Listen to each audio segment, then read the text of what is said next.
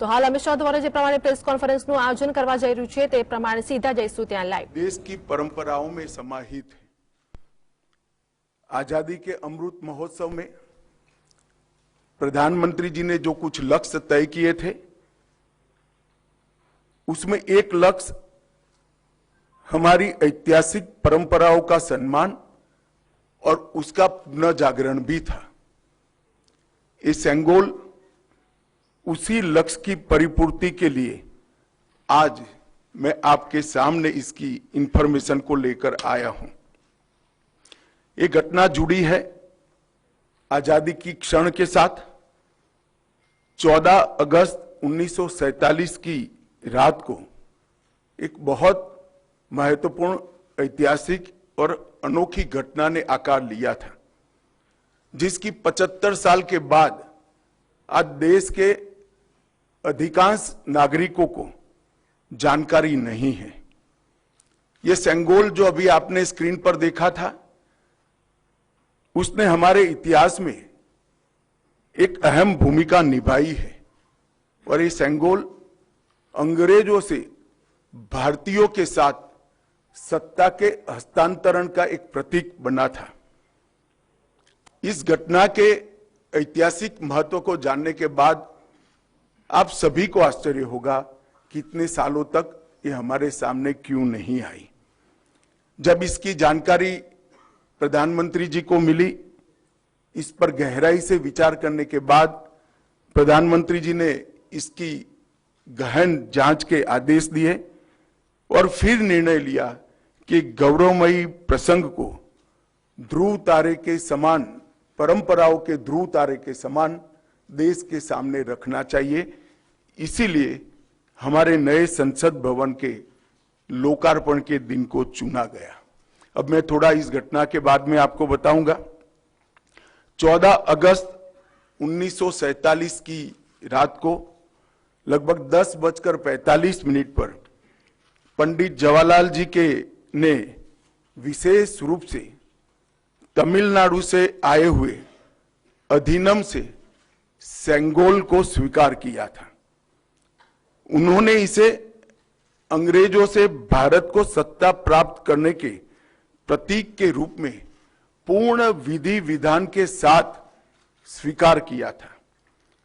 पंडित नेहरू ने 14 अगस्त की रात को अपने निवास पर कई नेताओं की उपस्थिति में सेंगोल स्वीकार कर सत्ता के हस्तांतरण की प्रक्रिया को एक प्रकार से पूरा किया था, जिनमें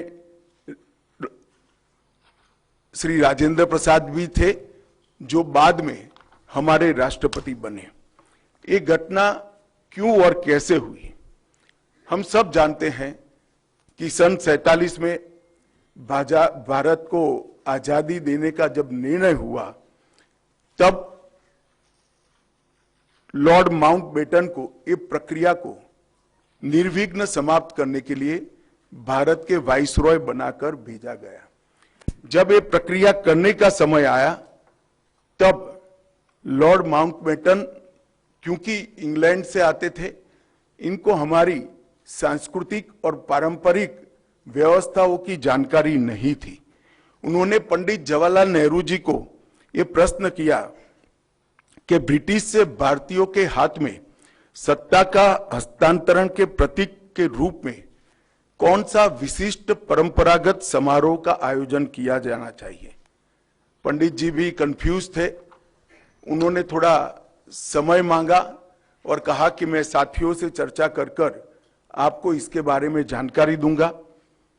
पंडित जवाहरलाल नेहरू जी ने चर्चा करने के लिए अपनी पसंदगी बहुत अनुभवी स्वतंत्रता सेनानी, दार्शनिक, भारतीय परंपराओं के जानकार, इतिहास के मर्मज्ञ ऐसे विद्वान सी राजगोपालाचारी पर नियुक्त की, जिनको हम राजा जी के नाम से जानते हैं।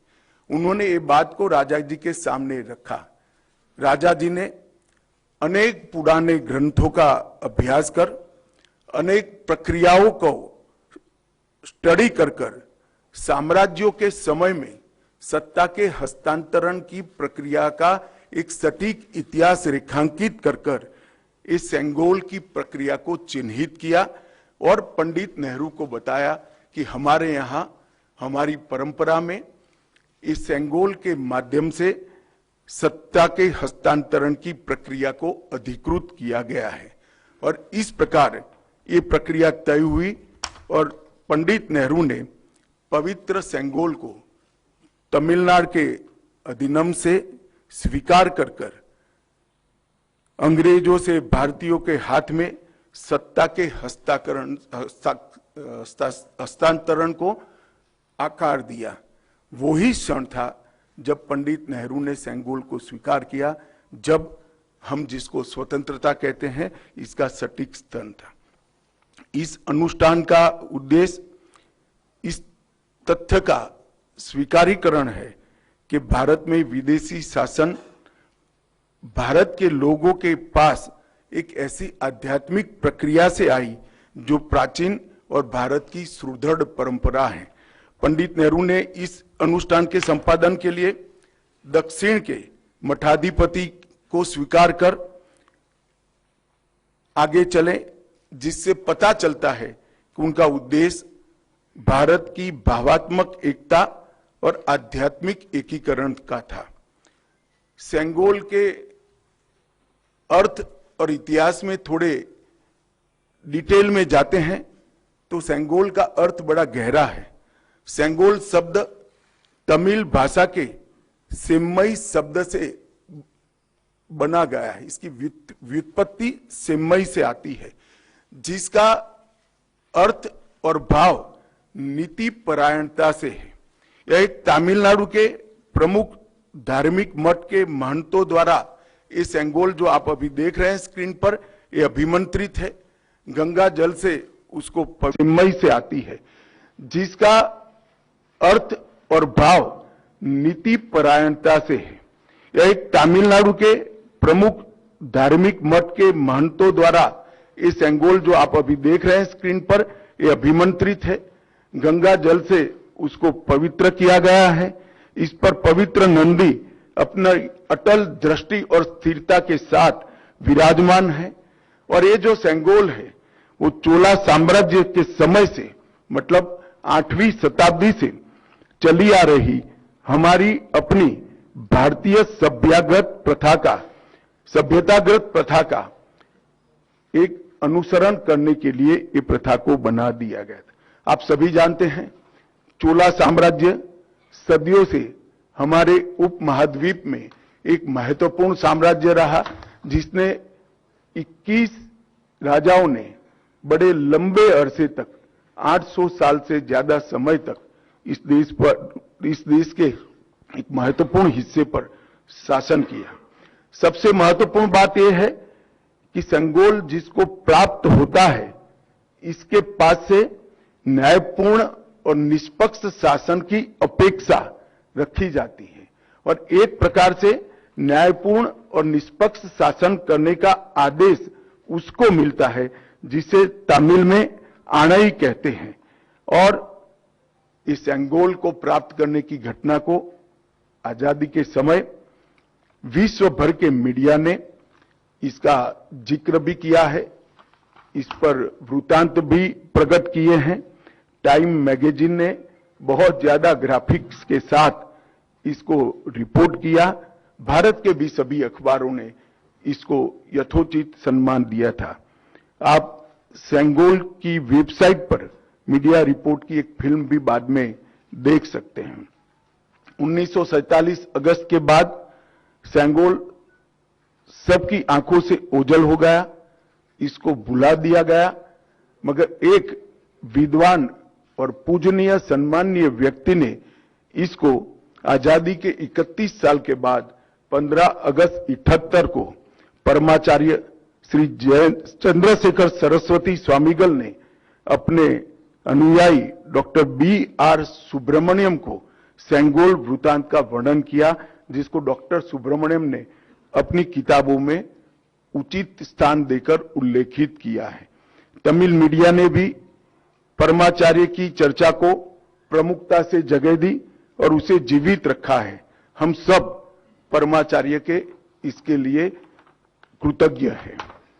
दिलचस्पी की बातें हैं कि तमिलनाडु सरकार ने भी इस भूमिका को गर्व के साथ प्रकाशित किया है।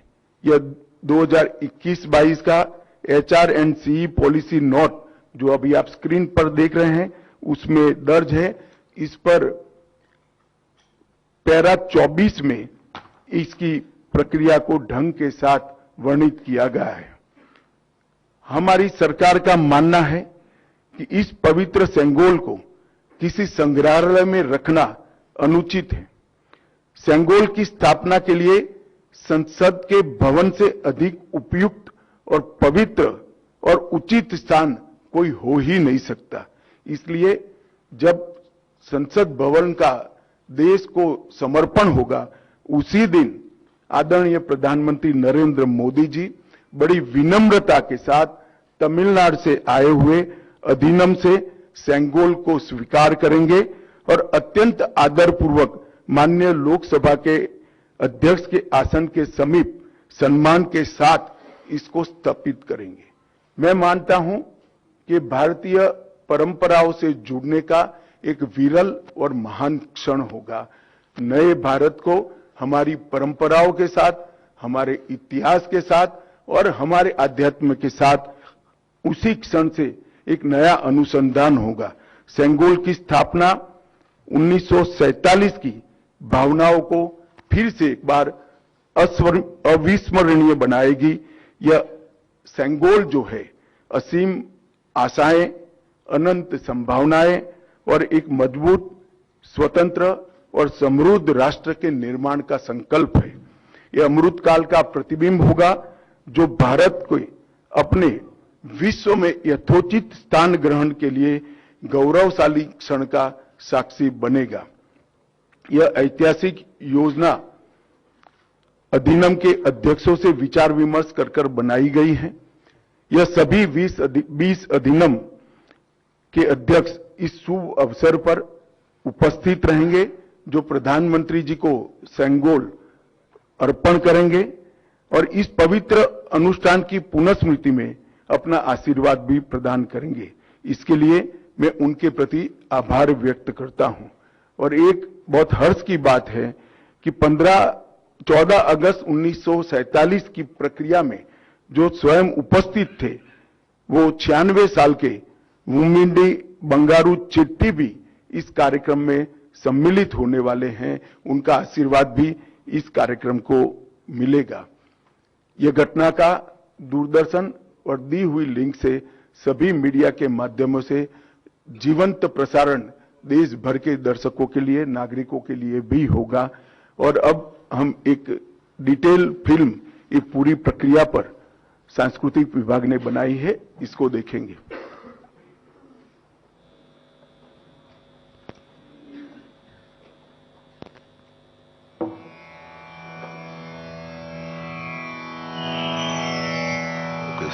August 1947. Madras Presidency, Tamil Nadu. A group of people were preparing for the trip of their lifetime. They had been called to carry out an important mission, to sanctify and legitimize the transfer of power from one ruler to another. Where were these people going? Delhi. India was getting ready for its freedom, to be rid of the British rulers.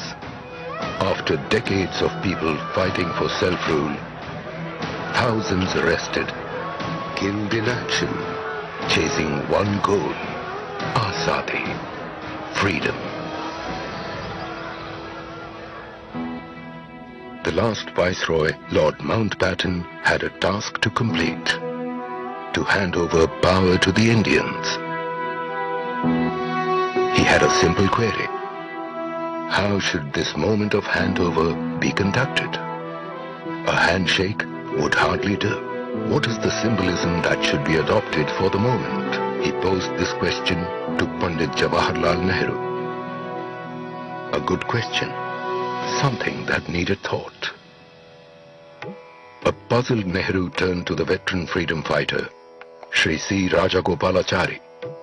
Rajaji, as he was popularly known, was from Tamil Nadu. Nehru respected Rajaji's erudition and knowledge of Indic customs and civilization.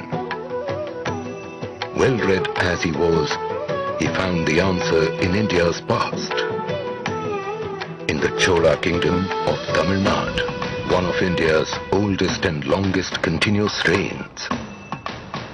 The transfer of power from one Chola king to another was marked by the passing of the Sengol, the staff of righteousness. Blessed by the high priest of the time, invoking the blessings of Lord Shiva, the Cholas being his ardent devotees.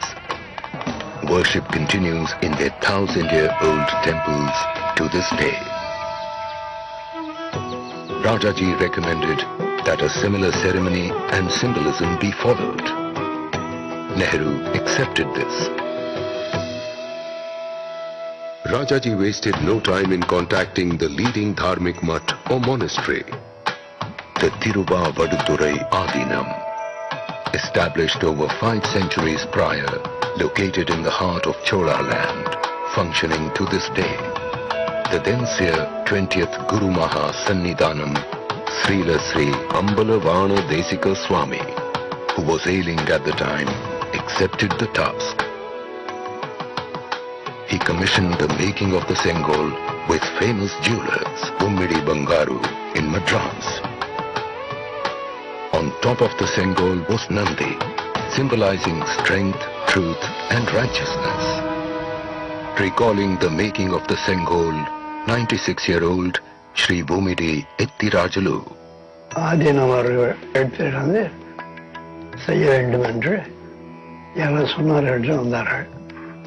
Drawings எல்லாம் காட்டி, it was round thing with எல்லாம் போல் இது மாதிரி செய்ய வேண்டியிருக்கு. இது நல்ல பெரிய இடத்துக்கு போகுது, ஜாகிரதையாக செய்யணும், நல்லா செய்யணும். Then give the order.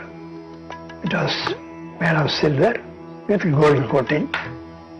I was very happy to be associated with the making it. Indian people supervised it.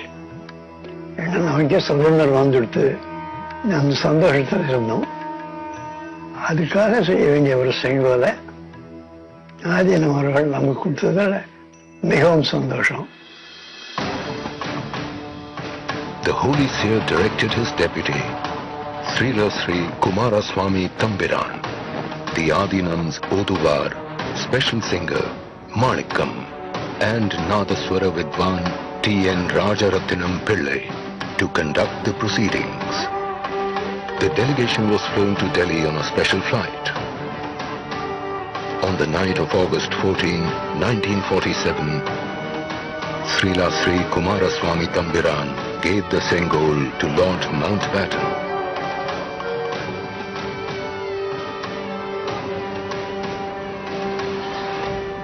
Who handed it back to him. The Sengol was purified with holy water. It was taken in procession to Pandit Jawaharlal Nehru. The Oduvar sang verses from the Kollara Padigam, hymns from the Thevaram, composed by the Tamil saint Tirunjana Sambandar. The sannyasi wrapped Nehru in the Pitambaram and handed over the Sengol. The verse ended with the words, Adiyargal Vanil Arasalvar Anai Namade, meaning, it is our order that the follower of the Lord, the King, shall rule as in the heavens. Thus the transfer of power to rule the nation happened with a symbol as per civilization practice from 1,000 years ago, in a remarkable integration of the South and the North, commemorating the birth of the nation as one. Nehru accepted the Sengol in the presence of Sri Rajendra Prasad, who later became the first president of India. This event was reported in local and international media. Time magazine of 25th August 1947 carried the report.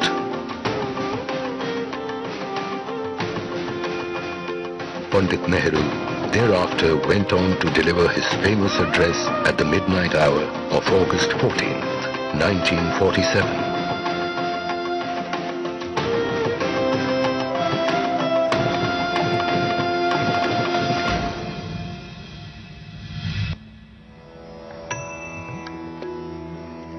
अब इस सेंगोल के बारे में जैसा हम सभी ने देखा, ये बेहद महत्वपूर्ण सूचना, और इसके बाद में अब सेंगोल से जुड़ी हुई वेबसाइट को भी आज लॉन्च किया जाएगा।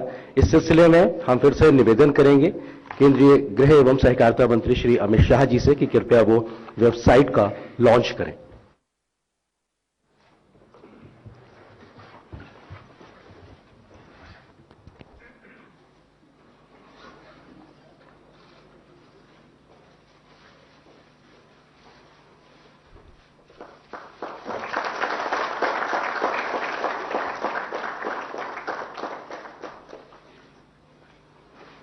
बहुत बहुत धन्यवाद, शुक्रिया माननीय